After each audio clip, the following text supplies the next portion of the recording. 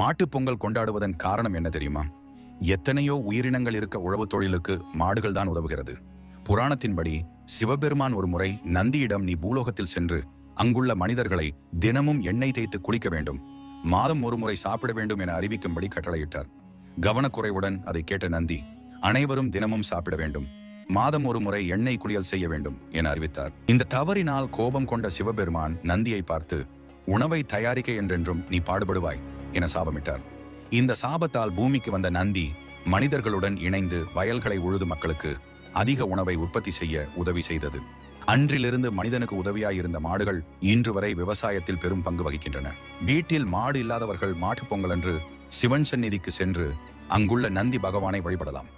இந்த ஆண்டு இனிய ஆண்டாக அமைய வேண்டும், கஷ்டங்கள் அனைத்தும் நீங்கி சுபிட்சம் ஏற்பட வேண்டும் என பிரார்த்தனை செய்யலாம். பொங்கலோ பொங்கல், உங்களுக்கு அனைத்து இன்பங்களும் கிடைக்க என் மனமார்ந்த வாழ்த்துக்கள்.